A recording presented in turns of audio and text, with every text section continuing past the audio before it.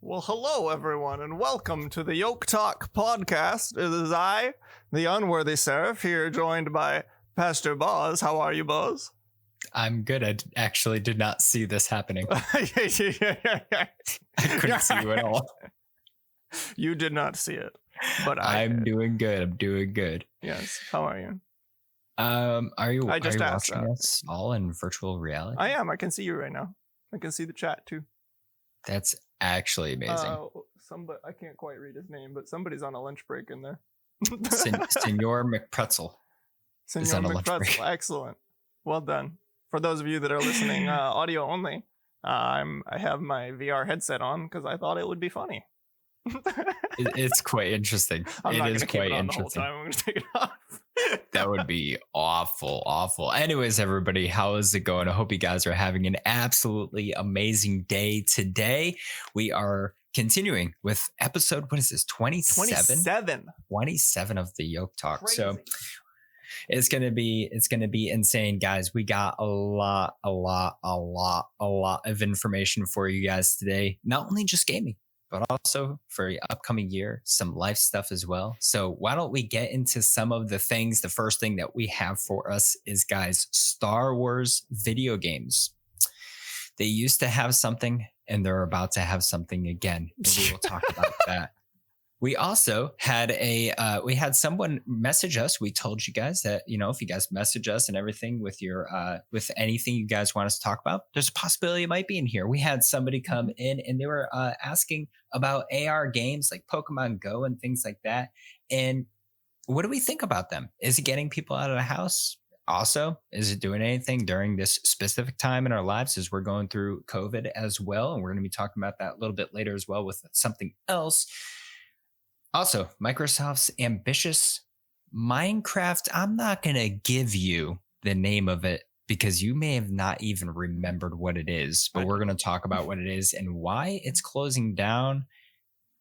It's very interesting. I do remember it. But anyways, what are some of the other topics that we're going to be going through on Wednesday? Yes. So apparently some Spanish Fortnite streamer broke the record for Twitch viewership the other day. It's pretty crazy and kind of random. But then we've got Cyberpunk 2077 developers, maybe even more trouble. And apparently Nintendo once laughed Xbox executives out of the room over a possible Microsoft acquisition offer.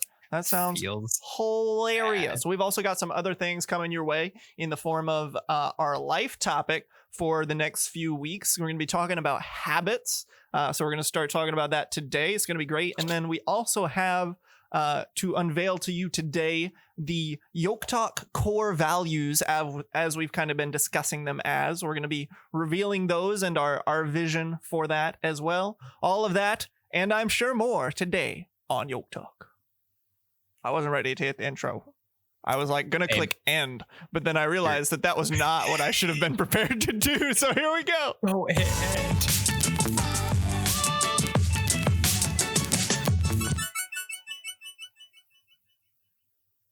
Alrighty. Wonderful. Excellent. Absolutely excellent.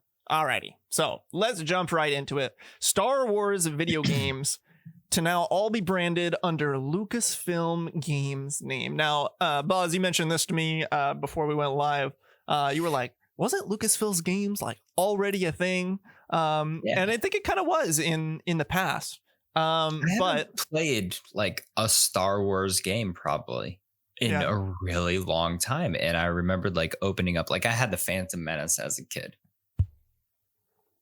I thought it was good. But, as a kid, so we'll throw that one out there. But anyways, I heard it's such a trash game, apparently. But as a kid, I loved it. I beat the game. But I always remember turning on my games and it would have, I don't know if it was specifically Lucasfilm or if it was like LucasArts or whatever it was. I don't know if those two things they're probably different somehow. But the thing is I always saw it come up on the screen. And I did play Fallen Order, but only a little bit, and I don't remember the screen if it had. It wasn't. None of the new ones have been Lucas anything.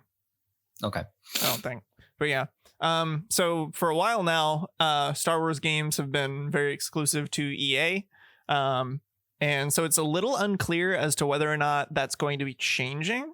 It might just be kind of like a branding thing where they're all going to be kind of branded under Lucasfilm games. But so yeah, we don't really know about the specifics, but it could be really interesting if it is kind of opened up to where not only EA can make Star Wars games. It would be really cool if other people could also make Star Wars games. That's super interesting. Did you know, Seraph, that back in the day when Star Wars was first pitched to all the different places, George Lucas got turned down by every single one of them. They all said it was dumb. This is actually the first movie to have sequels, and for some reason, it started at episode 4. I'm not gonna lie, I probably would have turned it down as well. Like, let's be completely honest. Like, if the fact that Fox sent, I think it was, I don't know if it was still called like Fox Century or whatever at the time, but they were the only ones that took them on, and he got left out of a lot of rooms. Just like Microsoft, apparently. And so that he got laughed out of a lot of rooms because like there was no sequels weren't a thing. And now the big thing is like prequels and stuff like that. Now you have a bunch of sequels for movies, but that was the first movie to ever have a sequel. And it started right in the middle of the series. Super strange, but he made billions. It seems to be kind of the trend of a lot of very, very popular things nowadays. Same thing happened with J.K. Rowling with Harry Potter. Like, yeah, she tried to get it published so many times. Oh, the book. Yeah. The book. Did you know she started writing her first book on some napkins? Yeah, I think I did know that. Supposed to be a bedtime story for her kids. She was poor, and now she is the second richest person in England. Yeah, so guys, just because people are shooting you down, like, that doesn't mean you need to quit. That doesn't mean you're on the wrong track. Maybe you just need to push a little harder. You know what George Lucas and J.K. Rowling did? What? They watched Shia LaBeouf, the video. Just do it. Yeah. Just do it. I mean, it was obviously out when George Lucas was trying to get somebody to buy off Star Wars. Make your dreams come true. That's like, so I haven't heard that referenced in so long. The Shia LaBeouf, just do it thing. It's so good. Such an old meme. It was good. Though. It was good though. That was. I don't even know. That was back when memes had like a lifetime of like 2 or 3 months instead of like a week. I think a week is stretching it. Sometimes they're like a day, maybe 2 days. That's crazy.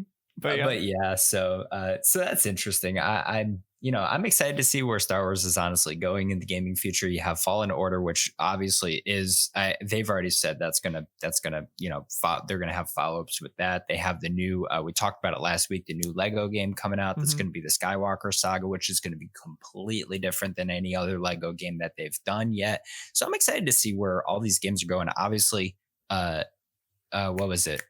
The game that just came out, Squadrons, yeah.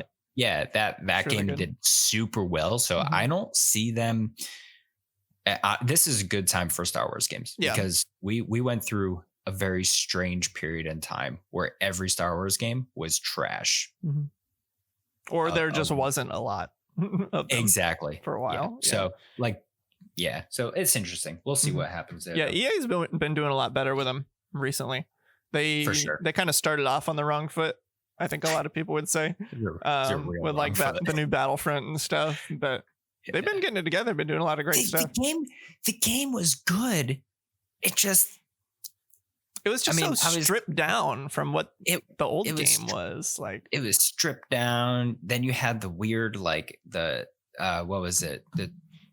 The microtransactions that came out with Battlefront 2, and it was a mess. It really was. But they've kind of cleaned things up, and from what I've heard, like Battlefront 2, solid game now. Solid game. So yep. All right. Our next topic is actually something that a viewer sent in long time ago. So guys, remember, we tell you all the time where we say send in a topic and we might not talk about it right away.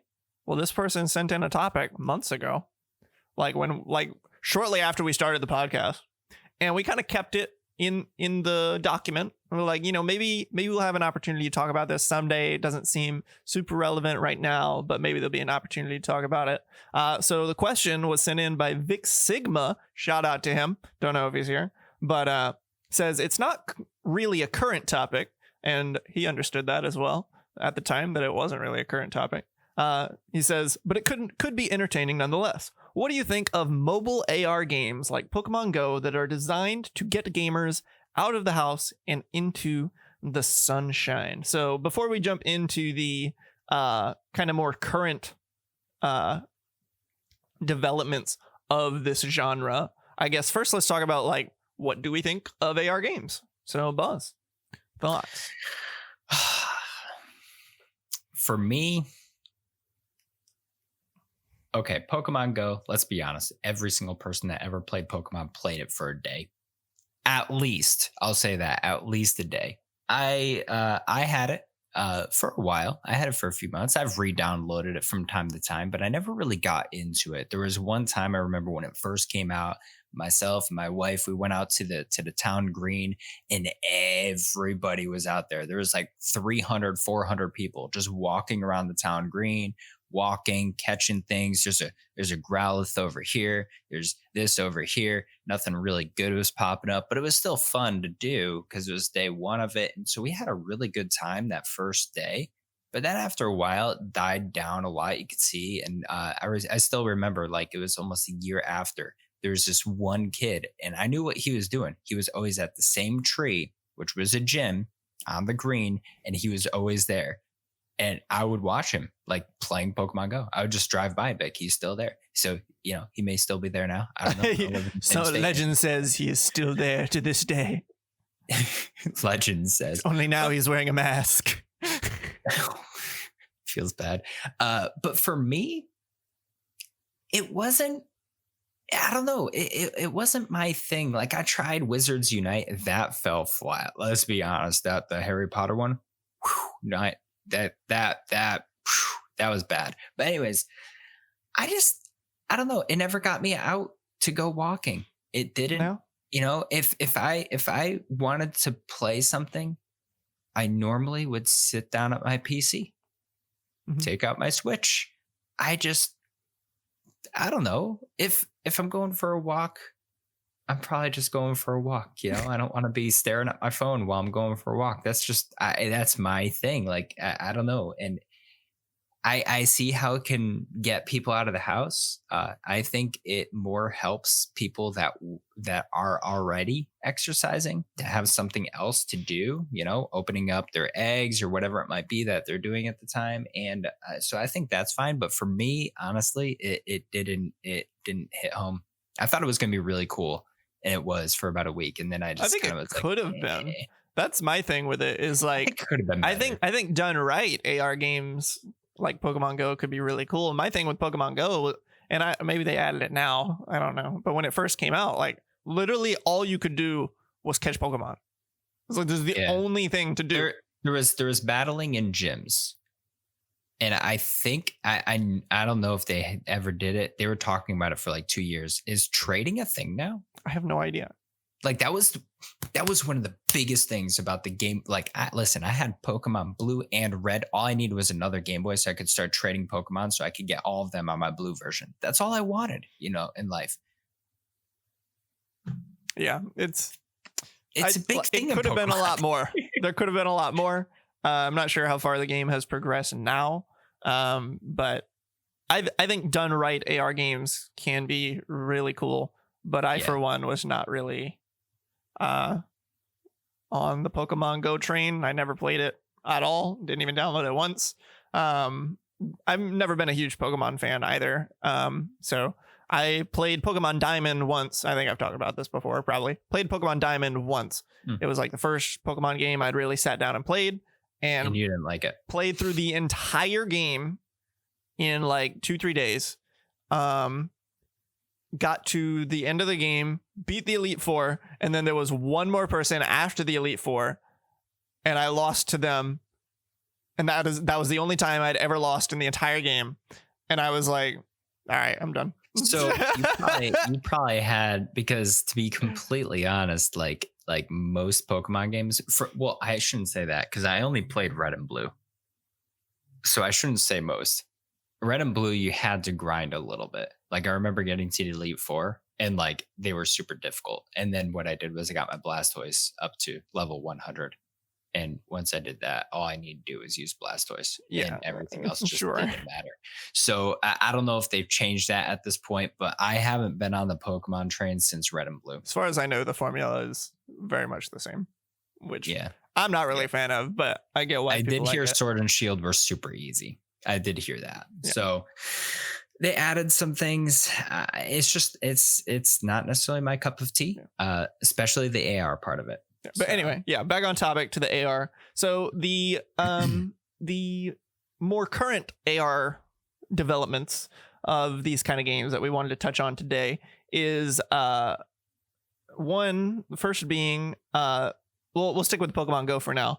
Pokemon Go creators say COVID is existential to our game. So this article. Oh goodness. Sorry, I almost made an egg joke. My wife told me to make an egg joke today. Existential. Aren't you excited to talk about this? So this article is actually from last month. Came out on December 19th from The Verge. But we knew we were going to talk about this eventually, like kind of soonish. But we didn't quite have time when we did our last Yoke Talk back in December. So we held it off until this week. But basically, the creators of Pokemon Go have kind of come out and said that COVID is really kind of hurting their game. Sure. So they kind of say how they were talking about it when COVID was first kind of starting, and they were like, no, it's not going to be that bad. It's going to be fine. And then that didn't happen. It got pretty bad and it wasn't fine. The article goes on to say video games have thrived in the pandemic, with sales hitting all-time highs in roughly a decade. Development, like many other jobs, has continued from home. Even with some delays, studios like Naughty Dog, Insomniac, Sucker Punch, and more have managed to successfully release their big budget games this year. Stuck at home, audiences have been even more eager for experiences to pass the long hours. Pokemon Go is not like most games, where titles that I found popularity this year, like Animal Crossing or Among Us, are perfectly suited for sitting on the couch. Pokemon Go is about getting up, heading outside, and socializing in real life. But that is obviously a bit of an issue in today's world. That won't work in a pandemic. Even outdoors, large gatherings can still pose health threats. And though its development now proceeds through continued updates to an existing product, as opposed to the work required for a big initial launch, Pokemon Go has a unique pressure point, a moral obligation to its players to keep them safe. This has always been the case, as the game has a list of accidents and tragedies tied to its name. The pandemic only makes the stakes higher. It's ethically dubious to encourage any of your players to get outside when medical professionals have asked them to not. So there's more we could read from the article, but basically just the basic idea that these AR games that require you to go out and socialize with people are a bit of an issue right now. Yeah. And that's really, really unfortunate. Which brings us to the next topic that we had, where it's that game that you maybe never heard of. Boss, you want to carry us through this one? Yeah, sure. So Microsoft had a really ambitious game, and honestly, I didn't even know it became a thing. I remember seeing it. I remember seeing like the concept. E3. I remember at E3, I want to say 2015, maybe 2016. It was a long time ago. And I remember like they showed on the screen for those that were watching online, like they showed how it was called Minecraft Earth. And essentially they showed how it was going to work in an AR, VR type of system where you could literally pick up the blocks with your hand and move them. I don't know anything else about this game. I literally don't. But the thing was, I didn't even know it became a reality. Like I thought they showed it off and it looked really cool. But then I never heard anything about it again. So I don't know what happened, but apparently the game is closing down on June 30th. So it was an ambitious game. It looked really cool, to be honest, but it it didn't meet the expectations. I don't know if it was just that they didn't get enough publicity out. I don't know what it was, but the game is that it's June 30th. Rip Minecraft Earth, apparently. Well, I think it maybe could have been successful in a world without COVID. I mean, the article does say Minecraft Earth was designed around free movement and collaborative play, two things that have become near impossible in the current global situation. So as a result, we've made the difficult decision to reallocate our resources to other areas that provide value to the Minecraft community. So wait, did you you could play this outside on your phone? Yeah. So you would I don't know a ton about it, but I think the article mentioned it, or maybe I read it somewhere else. You would go out and collect resources, and then that would allow you to build stuff in the AR world. I didn't even know about Right? this. It sounds sick. It sounds decent. It sounds really cool. I thought this was just a VR thing because when they showed it at E3, it showed the guy put on the VR VR headset. No, it showed him put on a VR headset, and then you could see on screen everything that he was seeing in his VR headset. No, this is completely different. This is AR. This is like Pokemon Go. I am so confused. So is there a VR Minecraft though? There is pick up the blocks and place them? There's VR mods for Minecraft where you can just play Minecraft in VR. But there's not a dedicated Minecraft VR game. This is AR. It's like Pokemon Go. You look through your phone and there's a Pokemon in real life. Well, for this, you could maybe look through your phone and then see something that somebody else had built. So you go around. I did not even know about this. This wasn't it sounds decent. It sounds like something I probably would download and delete a week later, like I did with Pokemon Go. It does say they first unveiled this Minecraft Earth in May 2019. So what I'm talking about is completely different, apparently. Yes. I don't know what you're talking about. I'm talking about they had a VR thing and you could pick up blocks and place them. It looked pretty sick, but I never saw anything come from that either. So let's be honest though. Okay. Minecraft is getting really big again, right? So first, who was the company that Mojang? They had it first, and then Microsoft acquired it for $1 billion or something like that. A few years later, I think it was $4 billion. It's a long, long time ago that happened. And now the game is getting really popular again. I'm wondering if that had because you obviously have to allocate your teams and your resources to the game somewhere. And I'm wondering if they just need more resources for their main game and the other game wasn't doing so well. So it's all right, this isn't working out. Let's take our resources, put it in the main game because the main game is huge again. Yeah, it really is. It's massive. So I don't know if the developers of Earth will go on to just work on normal Minecraft or if they'll do something different. I'm sure they have pretty unique skill sets to be able to work on Earth compared to what they may need for normal Minecraft. But yeah, it's hard to say how well it would have done in a world without COVID. I don't remember seeing any marketing for this. That's I feel like that might have been a miss because I remember seeing the concept of Minecraft AR and I was like, hey, that looks kind of cool. But I have no recollection of any sort of announcement or seeing anything about this Minecraft Earth AR game. So I feel like the marketing was probably a bit of a misstep there. Yeah, it doesn't look like that. But in side news, guys, I know this is going way off. This isn't even topic, and Seraph has no idea what I'm about to say. Gracious day. There's an article in here. We'll talk about it one day. Bethesda is making an Indiana Jones game. Did this just get announced? No, it's a link it says next up in gaming under this article. So I thought that was interesting. So guys, be on the lookout. So maybe in 2037. Because I remember somebody talking about they just announced an Indiana Jones game. 2037. They got to get Starfield. They got to get Elder Scrolls. They got to get the next 3 Fallout games, and then they're doing Indiana Jones. It's coming, guys. 2037. Probably later. Sure. But anyway, I wish we could have seen AR games develop more. Hopefully, COVID will be over soon-ish at some point in this year, and maybe AR can be a thing again. Because I think it's it has so much potential, I think. Yeah. But it's so much different to develop for and manage than a normal game that I think it's been really difficult for developers to kind of figure out what works. And I do want to mention something. All these AR games have one thing in common from what I've noticed. And I actually just read one of the comments in the comment section below. Apparently it was very heavily based off of microtransactions. Probably. Pokemon Go, Wizards Unite. And I mean, all mobile games are. Yeah, let's be honest. The microtransactions, to an extent, can they be helpful for a game? Sure.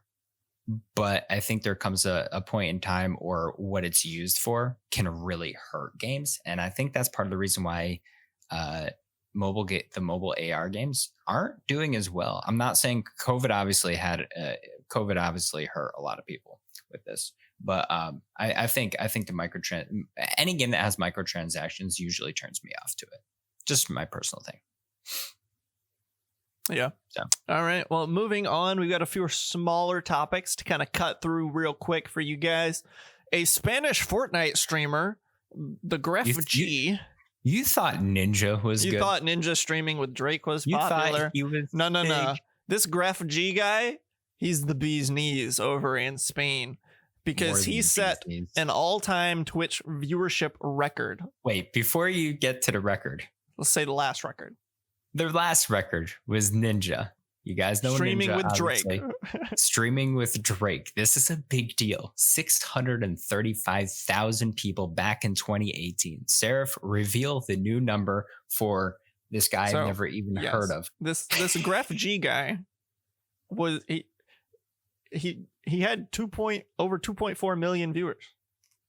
For some, I don't know why. I remember I saw it the other day because I was watching Eagle Garrett, and Eagle Garrett opened it up on his stream and was watching this dude speak in Spanish. He was just chatting. He wasn't even playing Fortnite. He was literally just chatting. So 2.4 million people. He was revealing his skin on Fortnite. So he's obviously a big streamer if he got his own skin. I guess so. In Fortnite. Ninja got his own skin. I think Loser Fruit got her own skin.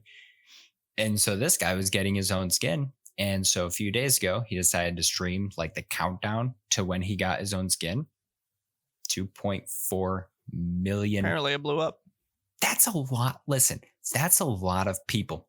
That's 2.4 million people. I mean, maybe I'm wrong, but I'm pretty sure this is just one of those things where it got like kind of big and then everybody started noticing and they were like, oh, what's going on? I want to see it.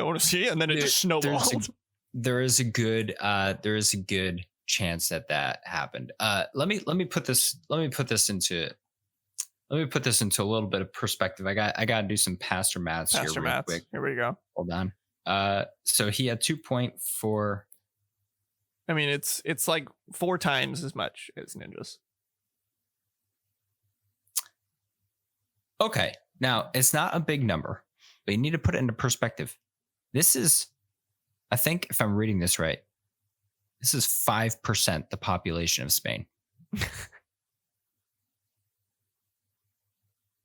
So 1 in 20 people in Spain were watching this guy. That's actually in Spain, insane. I was gonna say, but anyways. Oh my gosh, dad jokes coming in. But that's a lot of people. That's a lot. So congratulations. Good job, GrefG. The GrefG. I wonder if it's GrefG. If you ever watch the YokeTalk one day, host us. But with your 2.4 million viewers, that's awesome. So congratulations. I'm not a big Fortnite guy, but hey, that's okay. People have their own likes, their dislikes, and stuff like that. So good job. Yes. Big numbers, guys. Cyberpunk. We all know what happened 1 month ago. 1 month, 2 days ago. Cyberpunk 2076 came out. Yes, I made a joke. 2077 came out. Developers, they may be in even more trouble. You guys know that on the PlayStation 4, Xbox One, that this game was developed for specifically, was broken. The game was broken. I saw some of the things going on. I watched some of the glitches on YouTube. They're phenomenal to watch. Actually, they're hilarious. but they may be in more trouble, according to a new report. So why are they going to be in more trouble, Seraph? Yeah, so apparently there's this Polish company, Poland's Office of Competition and Consumer Protection, abbreviated UOKIK. UOKIK. So they've recently taken an interest in this situation. And so basically the purpose of this entity is to serve the general public in Poland to ensure that consumer interests are being looked after. So they've not done anything yet, but apparently they're observing the situation that happened with Cyberpunk, where there was basically kind of these unsaid promises essentially that were made where you were going to be able to buy and play the game on Xbox One and PlayStation 4, but the games were basically unplayable on those systems, so it was very misleading. So that's where you get into the like consumer protection stuff.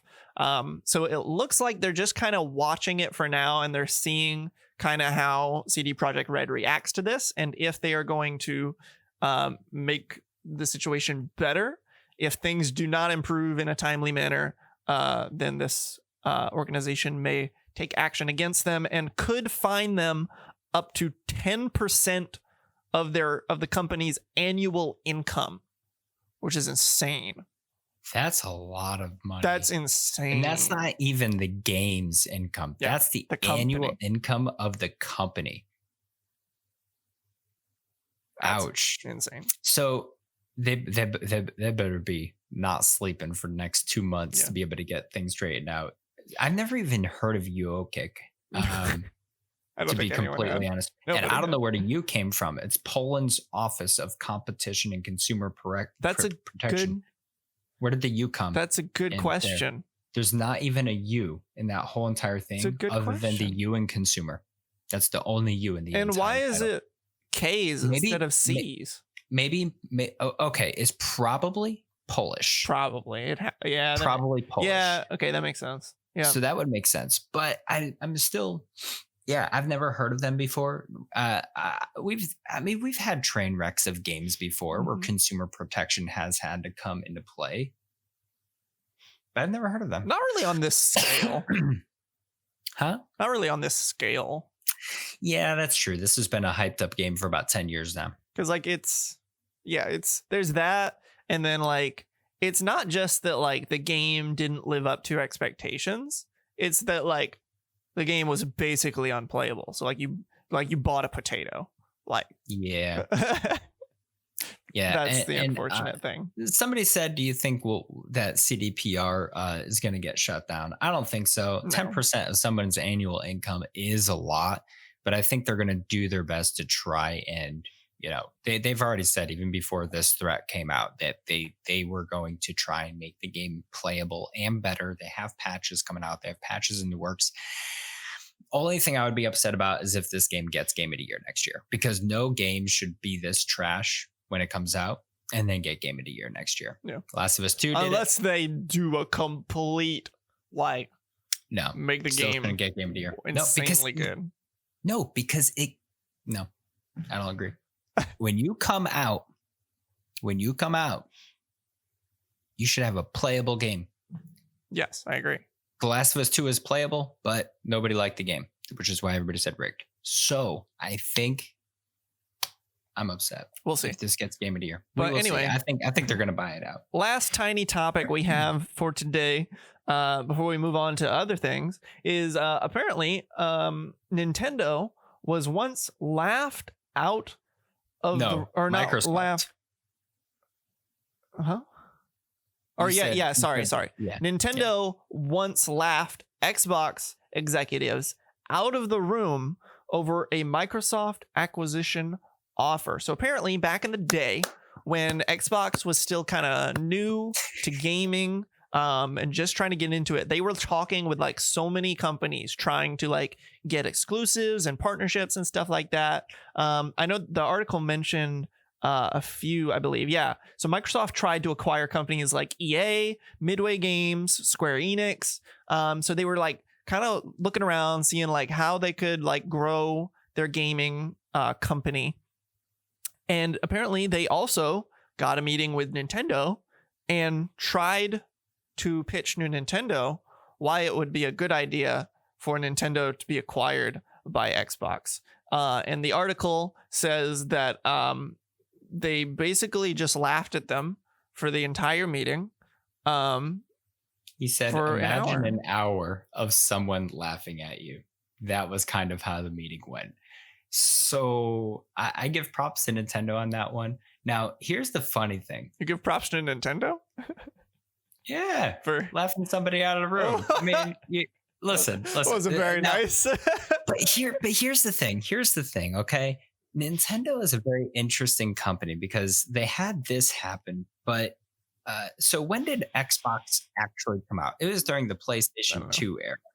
So I think Microsoft should have probably done a little bit of reading and looked up Nintendo's history with other companies. The reason why I say that is because if you guys didn't know, PlayStation was actually a system that was being created between Nintendo and Sony in collaboration. Near the end, Nintendo decided to jump off the bandwagon and decided to go in their own direction and not have anything to do with it. And Sony said, all right, let's just go full fledged with the system, see how it does. You guys see where they're at now. Sony is huge.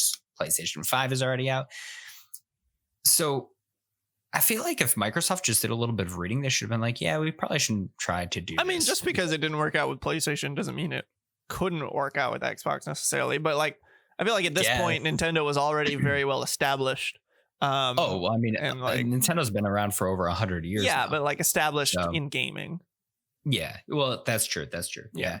So Nintendo's been around for a long, long time. But it is kind of funny to think about an alternate reality where Xbox owns Nintendo. That would be a very sad reality. Could you guys imagine the Xbox Switch X? The Xbox Switch X. No. No. The super box. No. The box entertainment system. Oh no, the Xbox Switch X. The Wii box. No, the Wii box. The Wii box Series X. The box U. Oh, like no. It's just bad. Xbox. Oh no, it'd be so bad. Yeah. So I mean, I obviously I still think the person, whoever's name. Listen, the Xbox. I'm not hammering them or anything like that, but they really need to find somebody who can come up with the names. Like it's getting really bad. I have to forget what the new console's name is, so I just call it the. I don't forget it. It's just so hard to say. And like Xbox Series X, and then you have to say X as in Xavier because it sounds like Xbox Series S, and then you just have all these it's an issue. This is what they've created for themselves. Okay, so you've got the original Xbox, right? Most people will probably call that the Xbox One because people call it the PlayStation One over on PlayStation side, and people did for a while. Then they did Xbox 360. All right, that's fine. A little different. You should probably. It was cool too. It was like a neat name. Yeah, it was really cool. Xbox 720. Sure, something. But then they call the next one Xbox One. Okay, well that's a problem because there was already a one. I did understand why they named it that, but they shouldn't have named it that. Yeah, I mean they explained why they named it that, but that was also kind of the reason that everybody didn't like Xbox for that period of time, because Xbox was trying to market themselves towards like home media in general instead of just gaming, and gamers didn't really like that. But so then they created that problem, and then they go, okay, all right, well let's make our upgraded console the Xbox One X. Huh? Like, okay, sure. Don't you have the Xbox One S as well? And yes. It was a smaller version of it? Yes. That was a little better, but like... It was, but it was still kind of... That was just like a name on top of the already bad name, so it was like whatever. But the Xbox One X was just like, really? Like, it was the best you can come up with? And then they go, new console, all right? New console, guys, all right. New console. Our naming scheme has been a little all over the place for a while. I know. Let's make but it here more we go. All over the place. Let's call it the Xbox Series X, because apparently that makes it less confusing. And then you have the Series S, and it doesn't help that S and X sound really similar. Like, you could get those mixed up like over the phone or something. Like I said, when you go to GameStop, you have to say, I want the Xbox Series S as in Sam. Yep. Well, this is horrible. They'd hand you the other one. Like, we're way off topic. Let's get back on topic. Rein it back in. Rant over. Xbox Guys, is doing some good things. We're talking about habits.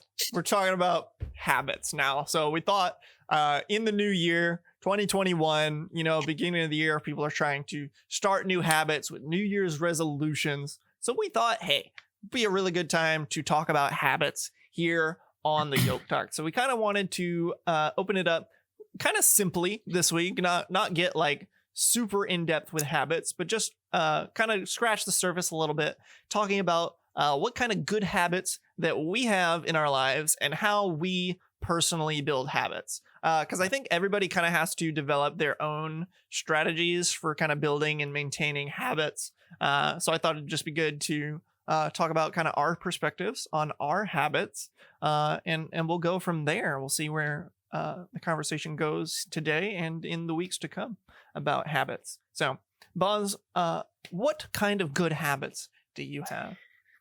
I'm not gonna lie. This is really question. Bad. This is really bad. And the reason why I say it is because like I saw this on our document before we started the YokeTalk today, and I said to Seraph, I said, what good habits do I have? And then I thought about it, and I was like, what good habits do I brush my teeth in the morning? Like that's a good habit that I have. I make my bed.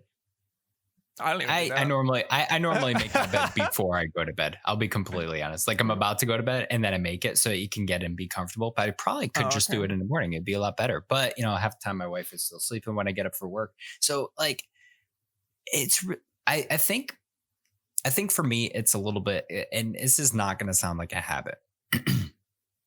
But I think for me, like a good habit that I have is just like always being a support system for my wife. And I had to develop that over time because I'll be completely honest, there's a lot of times I didn't support some of the decisions that she was making or that we were trying to make together that had to do specifically with her life.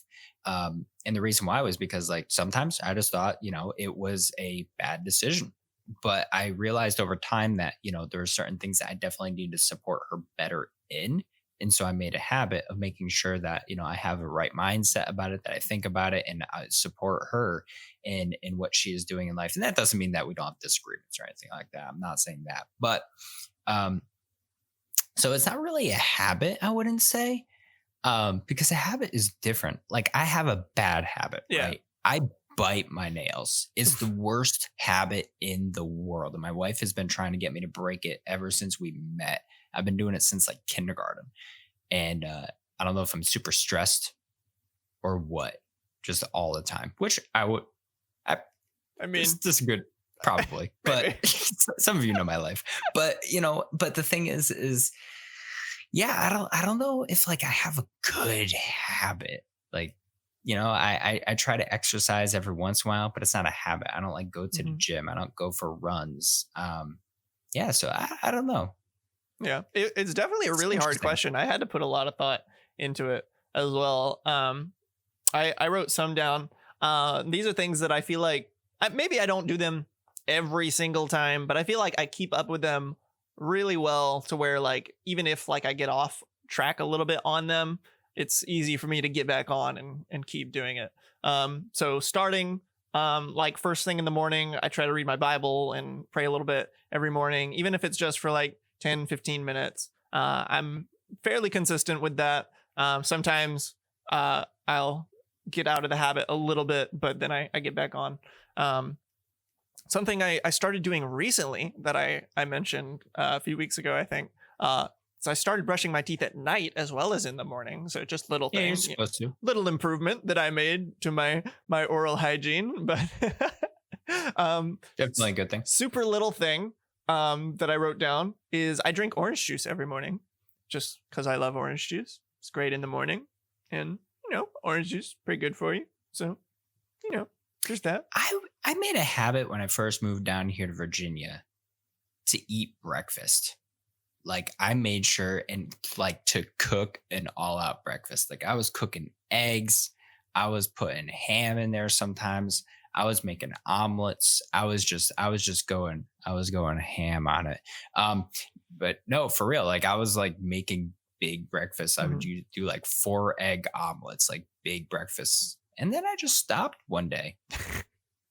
And I didn't pick it back up again. Like I do it every once in a while, but like I don't have any eggs in my fridge right now, so I'm not going to make myself like an omelet. But I really should like just buy some bread, make a little omelet, put it on some bread, make a sandwich out of it, put some spice. Oh man, I'm gonna make myself hungry. I haven't eaten yet today because I didn't eat breakfast. That leads me good into my next habit that I wrote down is I do not skip meals. I just don't like. Yeah. I don't like. I hear all the time people like skipping meals, but like I do not skip meals. For some people, now this is different. There's a difference between skipping meals and intermittent fasting. Sure, right? Yeah. Intermittent fasting if that's your lifestyle, it can be spiritual or a lifestyle, whatever you want. But like I know people that intermittently fast and they won't eat until 4, 5, 6 o'clock at night. Makes sense. Apparently super healthy for you. I didn't know this. So I don't do it on purpose though. I'm not like intermittently fasting today. Like that should be a lifestyle choice. It shouldn't be like if you're doing it like once every other day, you're probably just skipping meals. There are people that will go 24, 48 hours without eating. And then they'll start eating again. Once again, I'll say for some people it's healthy. Now, here's the thing. I'm going to say this. If you have it's not healthy for everyone to do intermittent fasting. Okay. Let's just get that out of the way. Talk to your doctor before you do any fasting. But there are certain types of fasting out there that are really healthy for specific people, whatever diet they're trying to do. If they're trying to increase their metabolism, decrease it. I need mine decreased like crazy because I can eat 10 pounds of cake and lose 10 pounds the next day. So, yeah. So I feel like I'm really, really good at that, not skipping meals. That works for me. You know, maybe you can skip meals and it doesn't really affect you. But if I don't eat something for breakfast or lunch or for dinner, like if I skip any of those, like I'll feel it. And like and eating breakfast is really good for like your mind and like thinking throughout the day. So I don't skip meals. Something that I've gotten pretty good at this year is exercising regularly, especially now that I have VR and I can do Beat Saber, because I was really struggling trying to exercise when it's stinking cold outside because I don't want to go for a jog in the cold. So in the spring and the summer, I was really pretty consistent about like going for jogs and walks multiple times a week. And then I wasn't really able to do that more because I didn't want to walk or jog in the cold. But now I have Beat Saber. I have multiple ways I can exercise regularly. So I feel like that's something I will keep pretty consistent. Yeah, I there's certain things that have kept me consistent for little bits of time. So I'll put it this way. Like when the Wii Fit came out, nobody could find it. This thing was going off the shelves like crazy, but I was able to acquire it one day and I enjoyed it. Like I was playing every single day. I was doing the push-ups. I was doing the sit-ups, all the strength stuff. It does only so much. It will get you what it's supposed to do. It will get you to be fit. It's not going to be like you're going to get buff because you had a Wii Fit board, right? It's not going to happen, but you can get somewhat fit from that. And now people got the Ring Fit Adventure. Mm-hmm. It's a little pricey, so I never got it. I don't know how often I would actually use it either. It was probably pricey back in the day too. It was like $80. Yeah, that's what Ring Fit is. With it. Yeah. Okay. Yeah. So similar price range. Yeah, I mean, I don't know. If I played football back in high school and I worked for a gym in college. So like when I I don't know, the Ring Fit and the Wii Fit and things like that, it doesn't appease what I'm trying to gain, I guess. Does that make sense? I'm not trying to lose weight. Let's be honest. Okay. I'm not trying to just get fit. I'd rather build up some muscle so I have some meat on these bones. Same. That's about it, you know? So, yeah. And I don't think you're going to necessarily get that from the Wii Fit or the Ring. What is it called? The Switch Ring, the Ring Fit. Ring Fit. I don't know. Ring Fit. Yeah. Ring Fit Adventure. So, I mean, I'm not saying they're bad things to get by any means. I think they're both really cool. And I think they're amazing, unique things that Nintendo has. Just for me, yeah. I don't know. I used to have motivation. I don't have no motivation now. I used to like when I played football, like we had a good team, and you know we were brothers, and we would work out together, and we had all it. But now I got nothing. You know, I just kind of sit at my computer and my PC and take care of my wife, and watch Bones with my wife. I think running. I think that's the main difficulty with habits and like trying to start new habits. Especially things like exercising, where you really have to like set aside time for it, is like we're so like busy nowadays, and our attention's being drawn in 1,000 different directions. It just makes it really hard to like start new habits and to be consistent with them. So it's definitely hard. I think I've got a couple more habits I wanted to mention, but before I get to those, something I thought that I kind of want to share with you guys is don't be like afraid to have different habits in different seasons of your life. So like especially for Boz right now, like it might be kind of difficult for you to exercise regularly just because you're really busy, and it's lots of stuff that comes up oftentimes, so it might be pretty difficult for you to do that. Personal things that come up in life, it happens all the time, you know. And exercising is something that's really good for you, and everyone should try to do regularly to some extent. But I think the important thing to remember is that, don't beat yourself up just because like you can't seem to get into a habit of exercising or for anything. Like, understand that there's like, you're going to be in different seasons in life, and they're going to limit the habits that you can have. You might have to choose exercising over another habit that you enjoy or something like that. You might kind of have to pick and choose what you want your habits to be.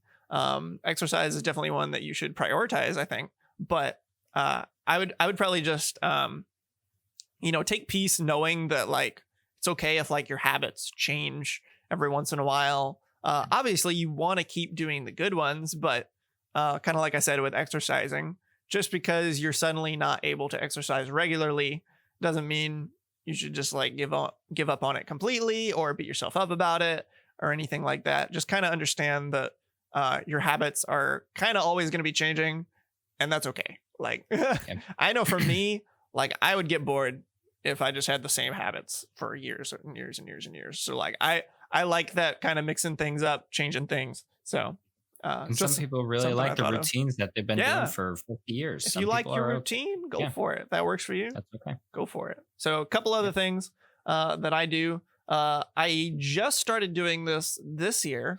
Is I started journaling every night. So this is something that I've actually done in the past in varying ways. I've journaled off and on since like high school.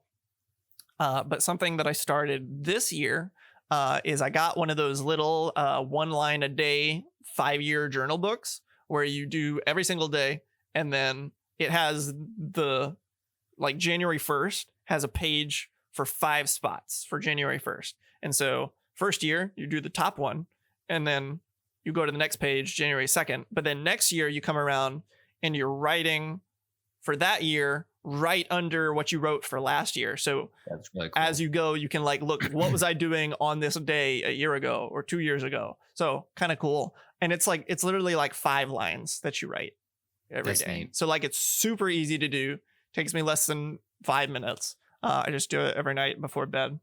So really excited to keep doing that and then look back on it in a few years. It'd be cool. And then the last one that I wrote down, and this is the pro tip for all of you gamers out there, because I know a lot of us struggle with this, and that's okay. But something that I am really good at, that I've kept a habit of for a long time, is every time you get up and leave your room, take your dishes and your trash out. I know, mind blowing, I know, but it's so simple and beneficial to just keep your space clean, keep the dishes going to the dishwasher and the sink and stuff, keep the trash going out. Every time you get up and leave the room. Office, living room, kitchen. Then you don't have to every week or 2 weeks do a deep clean and pick up 5 cups and 4 bowls and all sorts of random trash. You just do it every time you get up. It doesn't matter if you just did it an hour ago. If you've got something new that needs to go, take it with you. This is the pro tip for all you gamers out there. Every time you get up, take your dishes and your trash. Easy. Keeps everything clean. It's great. Yeah, there's a time in my life, I won't lie, where my office was getting a little cluttered. And you have wrappers and things like that from like candy or whatever it was, because I was just sitting there watching Twitch. And then you're like, well, it's 12 o'clock. I don't feel like bringing it out. It's midnight. I'll just put it back. I'll get it tomorrow. I had those times in my life, but yes, but it's much, especially if you work from home. A lot of people work from home right now. COVID, you're going to be eating in your office every once in a while. You're on the job while you're having your lunch break and things like that. But it's much better to come into a room and have a clean space. It just feels better. Whether you need the space or not, it just feels better. So, good to have it. We're a little short on time, so I think we'll save the talking about how we build habits for next week. Yeah. It'll be a good one to follow up with next week. But we do want to get into our YokeTalk core values that we've been talking about for the past few weeks. Basically, these kind of ideals and mindsets we kind of want to adopt for the YokeTalk. Just so that we can all kind of be on the same page of how we talk about things in gaming and how we discuss things. Because I think it's important to kind of remember certain things when you're just talking about something or thinking about something. I think it's easy to kind of get sucked into a particular aspect of it and kind of forget some good principles to practice. Boz and I met last week, kind of brainstormed and talked it out, and we have developed what we're calling the Yokers Meta. So that is, we're not calling them the YokeTalk core values anymore. They're the Yokers Meta. There's 4 things that we want to adopt as people, but also for the YokeTalk and for you guys as all you Yokers out there. So Boz, why don't you start us off with the first one? Yeah, sure. The first one is joy instead of displeasure. And the reason why I brought this to you guys is it's so that us as, the podcasters and you guys as well, we want to create a culture that focuses on the positive, fun aspects of gaming instead of the negative and disappointments. Now, does that mean that we're not going to talk about Cyberpunk 2077 and disappointments in the game? No, but we're going to focus on the positive aspects of things. I know there's been times you've probably heard us talk about specific stories and kind of focus on the negative, and we're still going to talk about those topics because they're relevant, but we're not going to talk about them in necessarily a negative light. Maybe we'll joke around a little bit every once in a while. You guys know me. I like to, put a little bit of a joke here to here and there about different things. But the word joy is definitely an interesting word that we chose for this, because joy doesn't necessarily mean like happiness. It doesn't necessarily mean that that you're glad or anything like that. It's something that you have a hope in, and knowing that things are going to get better. And so joy is a very interesting word to use for this. So joy instead of displeasure is our first Yokers Meta. Yeah. I think this one's kind of like you mentioned, it's particularly hard to balance in situations like a Cyberpunk situation where it is a very negative thing that happened. But even at the same time, there's things that the game does that we could appreciate. And, even if it's just a few things, even if the only thing you appreciate about the game is that other people enjoy it, because there's always going to be somebody that enjoys a certain game. And that's honestly what I've had to really kind of start understanding more, especially with games like Fallout 76 and things like that, where I look at them and I'm just like, why would anyone play this? But the reality is there are people that play it and really enjoy it. And that's okay. Like I'm a terrible person if I think that they're wasting their time playing that game. Would I play that game? No. I'd much rather play other games. But if they're having a good time playing that game, and it's not like some sort of addiction for them, or they're like spending tons of money on microtransactions or something. If they're just having a good time playing a game that I think is bad, that's okay. I can be happy for them that they enjoy that game, even though I don't. So there's so much joy to focus on in gaming, you know, especially nowadays. There's so many good games to play. We've been talking about that for months. It's a good time to be a gamer. There's so much joy that we can focus on in gaming instead of the displeasure and the negative aspects that we see from time to time with things like Cyberpunk or whatever it may be at the time. So we thought this one was really, really important to kind of be a mainstay of the Yokers meta, just focusing on joy instead of displeasure. And the next one that we had for you guys was analyze instead of judge. And we were really, really careful on the word choice here because we wanted to make sure we were communicating kind of exactly what we wanted to. And this is all basically just summing it up. Don't judge a game by its cover, right? Or any sort of gaming related situation by how it may first seem. You know, we always want to really think about it, and especially think about the ways the developers of games are making choices and understanding why they're making the choices they're making, how it affects them, how it affects the game, and things like that. Even if we disagree with what they're doing, it's important to really, really analyze it, and kind of do your best to understand it for what it is instead of just immediately judging it. Right. And after we analyze it, we might still be against whatever choice it was that they made, but it could change our opinions. I remember there's been multiple times here on a YokeTalk where we were talking about something and I had one opinion, Seraph had a different opinion. And after the talk, one or the other would be swayed the other way for one reason or another. Usually he'll sway my opinion more than I'll sway his. I'll say that. But so, yeah, we instead of just going in and reading an article and just reading the title and then reading the article and then analyzing it, instead of just judging what somebody did because of the title of the article, we're going to analyze what happened, why this decision was made. Why did Cyberpunk start off the way it did? Do I still like it? No, I still think it was a horrible idea, but we analyzed it, right? And so we're going to walk through those things no matter what topic it is. We're going to make sure to analyze it so that we can be fair judges on those top judges. I hate that word, but so we can fairly analyze what is exactly going on. And let's be honest, all developers, most developers, I'll say, they work hard on their games. Yeah. There's, you know, they work really hard on their games. No developer wants to see their game fail. No developer wants to see that. So good choices, bad choices alike, every developer wants to see their game have success because that's the way that they live. So yeah. It's something they make, you know, they're creators, they're artists, they're innovators. Like the developers of games, like they love what they do. They love what they do, and they want us to love what they make. And there's different situations where maybe it's the higher ups that are pushing them to do things they don't want to do or rushing them, whatever it may be. But lots of times we shouldn't just go after the developers for messing up our game.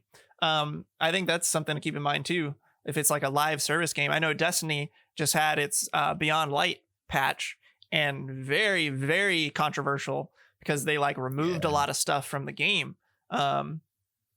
And so it's one of those things where you could very easily kind of judge that and be like, this was a horrible decision. But I know Bungie's talked about it a lot of like why they did that. And I think they have some pretty good reasons. Does that mean this was the best course of action to take? Maybe not. But they felt like this was the way forward for them. And they're trying to give us a better experience. We may not like the way they're doing that, but we need to really analyze it and understand those kind of minute things in situations. So what's our next one, Boz?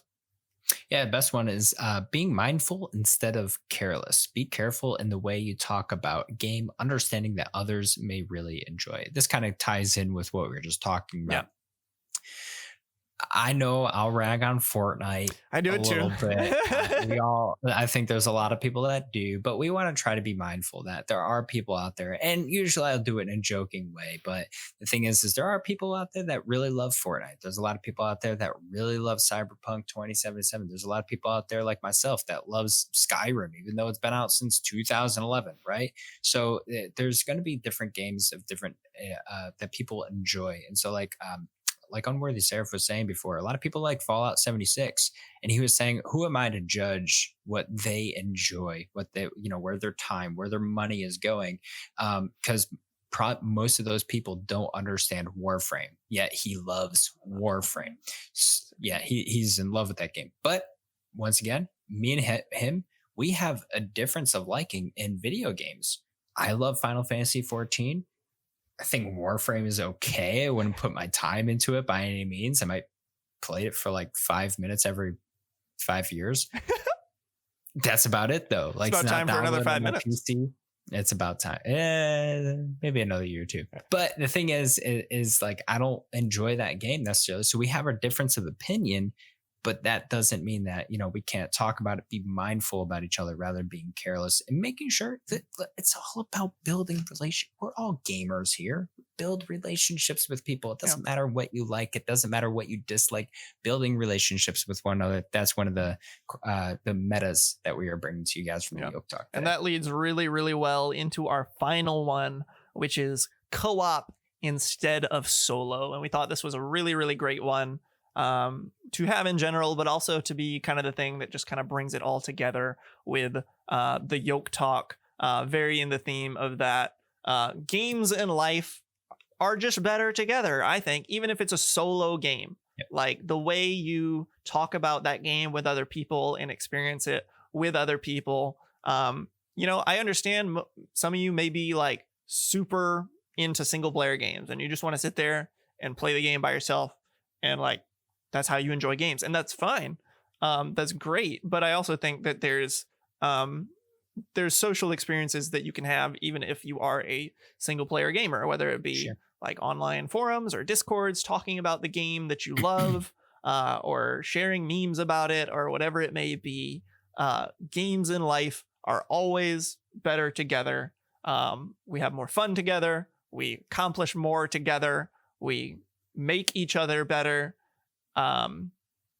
It's just better together, always. Yeah.